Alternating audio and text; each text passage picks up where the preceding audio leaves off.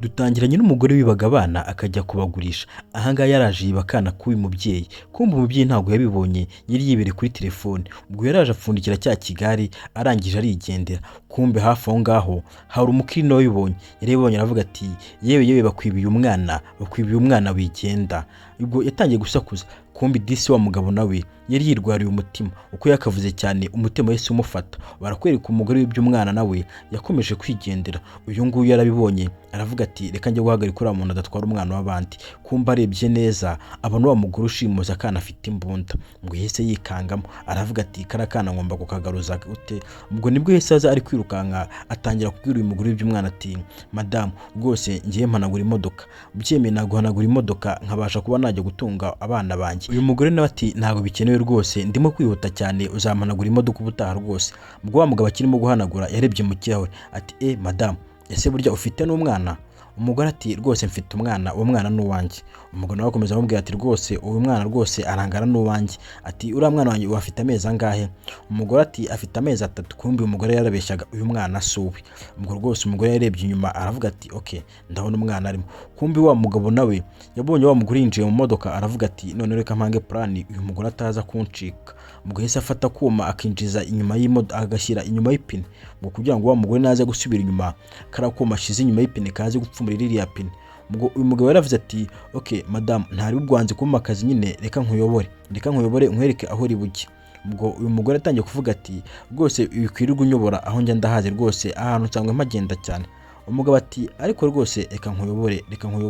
Umugore ati rwose aho njya ndahazi wikwigora rwose ngo urimo kunyobora. Kumbe uyu mugabo yaramushukaga kugira ngo naza gusubira inyuma akakuma yashyize munsi y'ipine rize gupfumuka.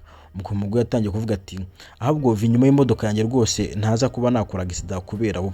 Ubwo umugore barakwereka yateye rivansi. Ariko uyu musore nawe akomeza kuvuga ati ngaho rwose igira inyuma gake rwose ndimo kukurebera. Kumbe umugore agisubira inyuma rya pine ryahise ripfumuka. Umugore aravuga ati ese bigenze bite? Ubwo yahise ahagarika ya modoka yiwe aravuga ati reka nze njye kureba ikibaye. Ngo barakwereka wa mugore yarasohotse. Wa mugabo nawe atangira kuvuga ati ese madamu uzi ko ipine ryawe ripfumutse? Ipine ryawe rirapfumutse rwose kandi ngiye rwose nzi gukanika iri pine nagushyiramo irindi. Ati ahubwo winca amafaranga yose wifuza mbashe kuba nagushyiramo irindi pine. Umugore ati ndimo kwihuta cyane rwose shyiramo ipine ndibuze kuguha amafaranga yose wifuza rwose ntugire ikibazo pe ntushyiramo ipine. Ubwo umugabo wese ajya muri butu aravuga ati ibikoresho byose nizeye ko muri butu birimo. Umugore ati ntugire ikibazo rwose ibikoresho byose birimo muri butu. Ubwo barakwereka umugore yese agaruka mu modoka ajya kuri telefone atangira kuvugana n'ababosi biwe ati bosi rwose ntimugire ikibazo nuko muye n'akagisida gatoya ariko hari umuntu ugiye kunkorera imodoka atayiko umuzigo rwose ndawufite. Ubwo barakwereka uyu rwose yakomeje azavuga ati ese mabuja n'amavisi arimo inyuma nta kibazo. Umugore ati rwose arimo ntugire ikibazo rwose wajya gukora imodoka vuba nuyisoza umbwiye uhita ugaruka nkwishyura. Uyu mugore rwose yakomeje kuvugira kuri fone avuga ati rwose mwihangane rwose ahubwo amafaranga yanjye mwe muyateguye rwose umuzigo ndaje ngubazanire mu kanya. Kumbe karimo kuvuga ibyo ngibyo wa mugabo yari arimo kumuneka. Ubwo yakomeje kumuneka ngo arebe ibyo uriya mugore agiyemo. Ubwo yaragiye gake umugore nawe akomeza kuvugira kuri fone avuga ati rwose mwihangane umuzigo mu kanya ndaba nkubagejejeho. Ubwo barakwereka wa mugabo wese atira wa mwana arangije ariruka. Ubwo sinzi ukuntu umugore yarebye inyuma abona bamujyanye wa mwana aravuga ati umwana wanjye. Wa mugabo yatangiye kwirukanka. Uyu mugore nawe atangira kumwirukaho. Ubwo umugabo yaraje ku kigare cyari aho ngaho arangije atangira kugisunika arimo kwirukanka. Umugore nawe atangira kumwirukaho avuga ati nyabona garura umwana wanjye winjyanira umwana. Ubwo umugabo wese agira hano arikora cya kigare. Umugore yaravuze ati reba ibintu ukoze umwana wanjye ugiye gutuma akora gisida. Ubwo umugore atangiye kwiruka ku mwana we cya kigare cyaraje giparika aha ngaha.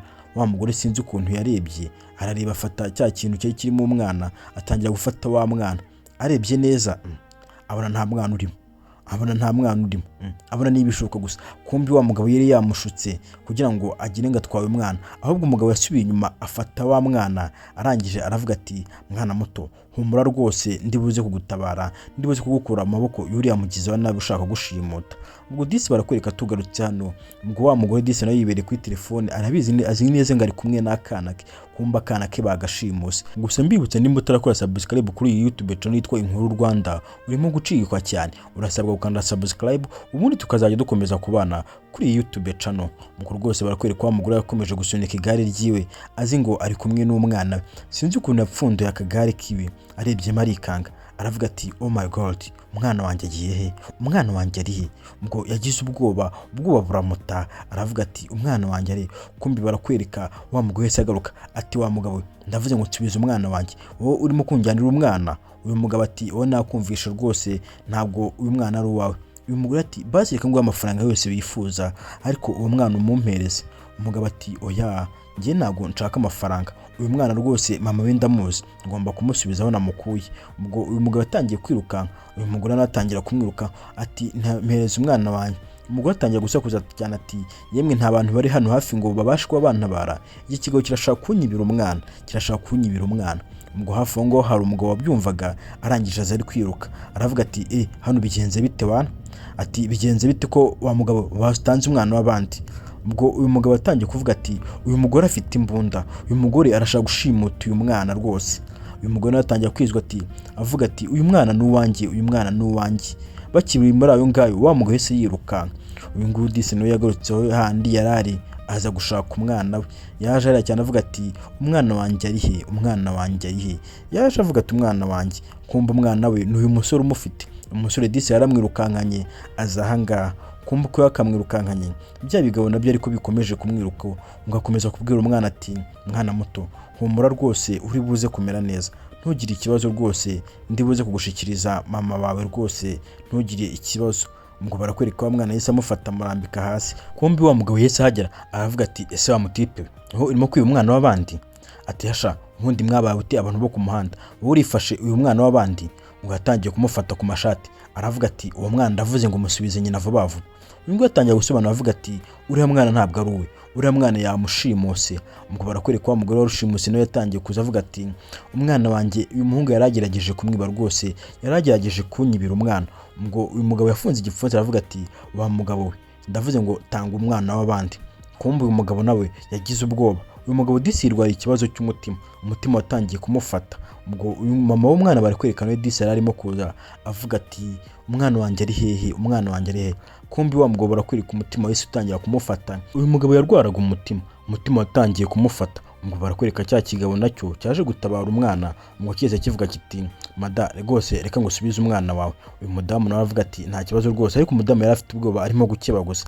Ngo cya kigabo cyaraje gitangira gutera wa mwana uyu mwana rwose agomba gusubira mu maboko ya nyina. Kumbe uyu mugabo icyo atarazi nuko uyu mwana rwose atari uriya mugore, buri bamubwiye yanga kubyumva. Uyu nguyu rwose umutima wari wamaze kumufata, yabuze ukuntu arwanira umwana. Ngo uyu nguyu yazanye umwana gake gake avuga ati madamu akira umwana wawe rwose ntugire ikibazo. Iki ngiki nacyo gikomeza kura kivuga kiti umwana wanjye muzane. Uyu mugabo rwose yakomeje gutera intambwe gake gake ajyanira uyu mugore ngo umwana. Kumbe umwana ntabwo wari uwe. Kumbi umugore akira aho ngaho avuga ati rwose uwo mwana rwose n'uwanjye rwose mumpereze, uwo mwana n'uwanjye rwose. Ubwo umugore yatangiye gutanga amaboko avuga ngo agiye guterura umwana. Kumbi uyu mugabo rwose nari kuvuga ati nyamara uwo mwana ntabwo ari uwe rwose, uwo mwana ntabwo ari uwe. Bakira aho ngaho kumbi barakwereka nyina w'umwana yaraje avuga ati ye umwana wanjye ntabwo mwigeze mumubona koko, umwana wanjye ntabwo mwigeze mumubona. Ubwo yaje kwiruka avuga ati mumpereze umwana wanjye, mumpereze umwana wanjye. Ubwo barakwereka cya kindi cyese gihindukira kiti ndapfuye ndabona zinyumiyeho. Ubwo niko cyatangiye kuvuga ku mutima. Ubwo cyatangiye kuvuga kiti uyu mwana rwose ni wanjye wa mugabo we, uyu mwana utazi ko mu mubyeyi utari we, uyu mwana w'umuhungu ni uwanjye. Uyu mugore ati oya umwana wanjye ni umukobwa, uyu mwana ni uwanjye. Disi uyu mugabo uje gutabara umwana arebye neza ukabona umwana ni umukobwa aravuga ati madamu rwose uyu mwana koko ndabyemeye, uyu mwana rwose ni uwawe. Atari ko rero ibyo urakora byose uze gushimira uriya muhungu wicaye hariya rwose kuko nawe yagerageje gutabara uyu mwana. Mugatangira kwegera iki kigore nacyo gitangira kugira ubwoba, gitangira gusubira inyuma, gitangira kwirukanka. Wa mugabo nawe atangira kumwirukankaho ngo abashe kuba yamufata. Atese burya sha ni mwebwe mushimuta abana banjye. Kumbi barakwereka wa mugore asubira inyuma aravuga ati ibyo uriya mugabo ambwiye nibyo kuko niwe wagerageje gutabara umwana wanjye. Umugabo ati yego ninjye rwose wagerageje gutabara umwana wanjye. Uyu mugore rwose yaravuze ati nibyo wagerageje gutabara umwana wawe, ariko rwose ikibazo cy'umutima cyakomeje kumfata mbura ukuntu mbasha kuba nakomeza gutabara umwana wawe. kumva umugabo akivuga ibyo ngibyo umutima none wese uzamuka, umugabo rwose atangira guhwera. Uyu mugore atangira kuvuga ati ese bigenze bite.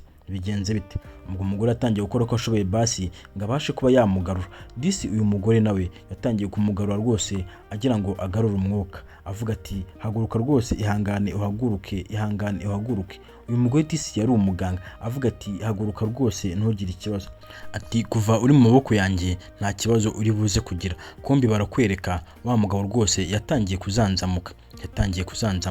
Uyu mugore atangira kumubwira ati rwose ntugire ikibazo, ndakujyana muri ofisi yanjye, uwo mutima wawe urwaye turawuvura kandi uzakira rwose ntugire ikibazo. Ati kuba ubashije gutabara umwana wanjye nanjye ndakora buri kimwe kugira ngo ubashe kuba wakira rwose ntugire ikibazo, nzatanga buri kimwe mbashe kuba navura umutima wawe. Disi umugabo yarishimye. Ari n'aka gafilime kacu tugenda tugasoza. Ciao ciao.